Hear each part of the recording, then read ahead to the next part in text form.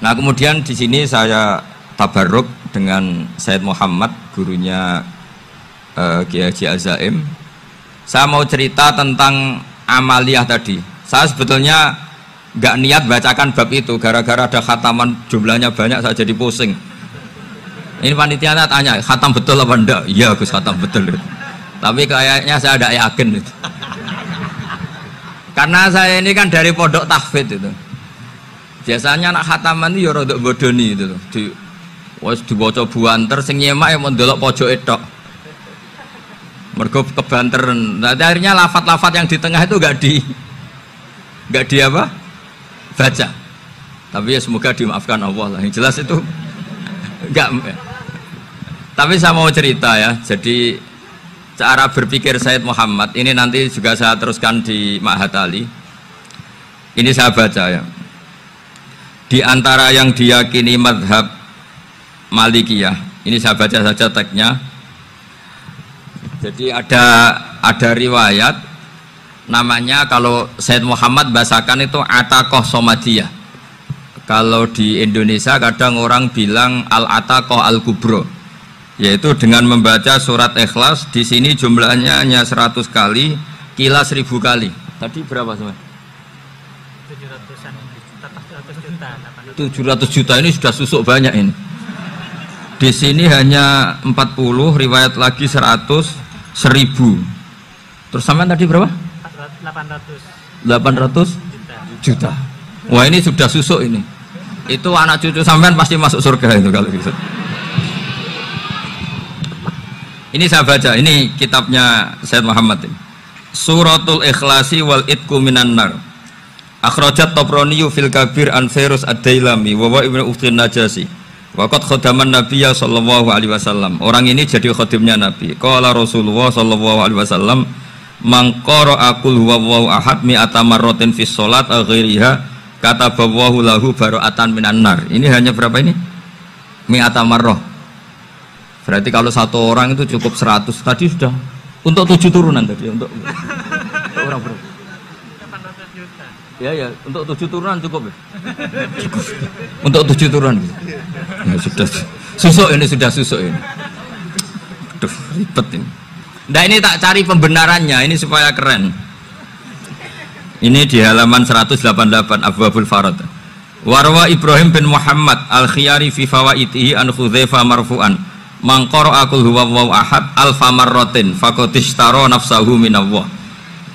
Berarti 100, ada riwayat lagi 1000. Nanti tak carikan lagi yang berapa? 1 miliar mungkin. Jangan banyak-banyak. Nah ini saya baca ya. Wa hadzal adatu huwa al-ma'rufu bi ataqatis somadiyah. Wa qad nassa jama'atun mutaakhiril malikiyah ala istihbabi ataqatis somadiyah. Wa haddu ala qiraatiha wa istimaliha. Minhum Asy-Syaikh Abdus Salam Al-Asmar sak teruse ini. Jadi kullu haula'i istahabbu ataqatas somadiyah ma'atirafi ba'dihim kal Misnawi bi syiddati fi hadisiha. I'timadan ala anna hadza minal fadha'il allati yutasahalu fiha. Faman sa'a yasta'milaha roja'a khusula ma fiha fala ba'sa bidzalik ala syarti alla ya'taqida thubuta dzalika anin nabi sallallahu alaihi wasallam hatta la yaqa fil kitsbi alaihi. Jadi intinya itu silahkan Anda bikin jumlah sesuai versi Anda, yang penting Anda jangan kampanye kalau itu perintah Kanjeng Nabi Muhammad sallallahu alaihi wasallam. Karena kalau kamu atasnamakan Nabi kemudian jumlahnya sampai 800 berapa? 800 juta, berarti Nabi mengajarkan masyaqqah pada umatnya. Jadi cukup yang riwayat itu di sini hanya 100 sama 1000. Jadi kalau jumlah tadi untuk 7 apa? Turunan. Jadi kamu harus ditutup dengan doa, ya Allah, semua itu bukan untuk saya tapi untuk 7 turunan. Tolong catat ya Allah. Karena itu. Jadi artinya gini loh ya, orang Indonesia yang sering mempraktekkan ataqoh somadiyah itu bukan tanpa dalil. Ternyata dalam madzhab Maliki, saya masih ingat ketika mbah saya kandung, bapaknya bapak, asmane Mbah Nur Syam, itu wasiatnya minta dibacakan 4000. Yang baca pas itu ya bapak sama anak-anaknya. Dan kemudian alhamdulillah zaman akhir itu mulai agak ngawur. Kalau ada acara itu wong liya kon maca anake mlebu metu gak melok maca.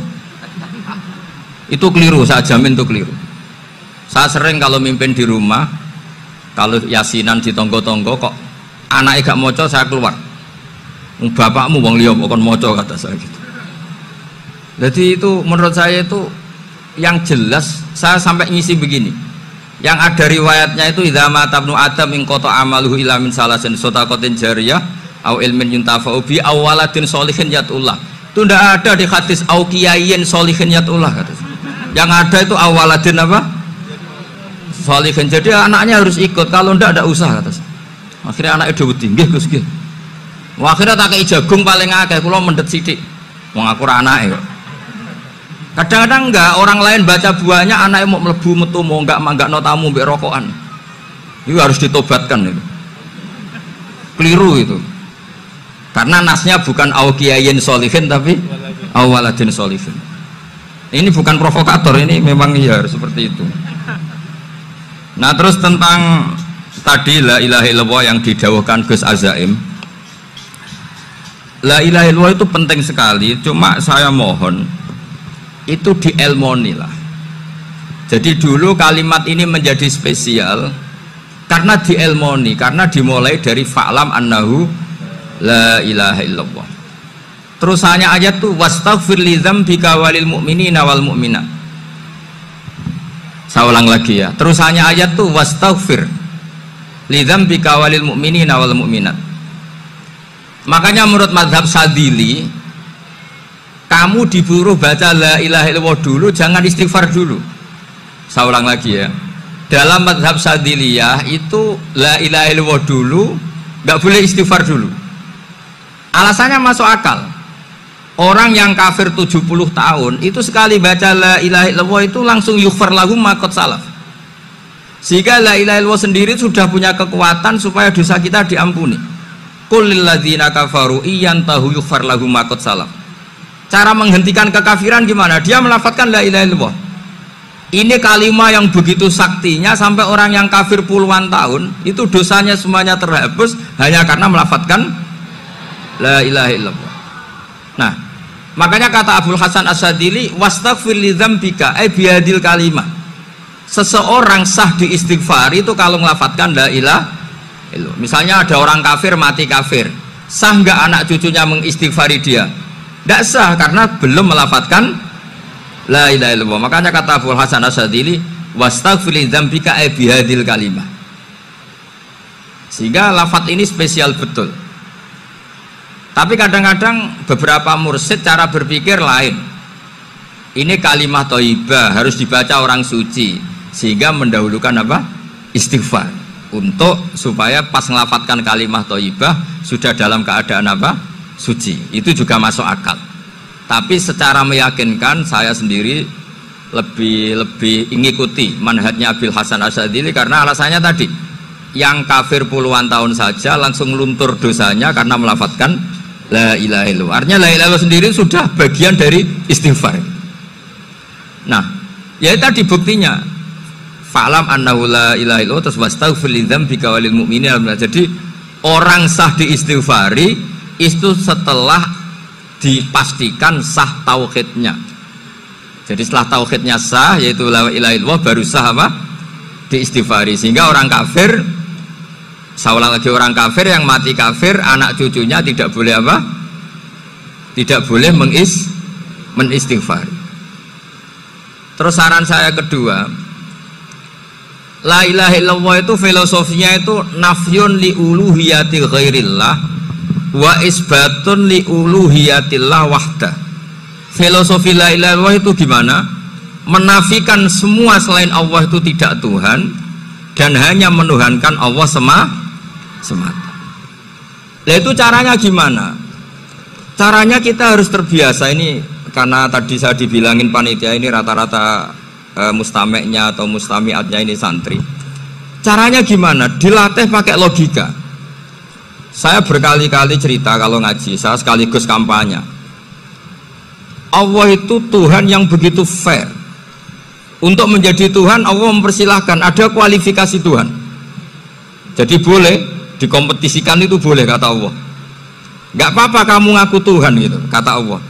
Tapi nak ngaku pangeran itu paling enggak ya direputasi lah.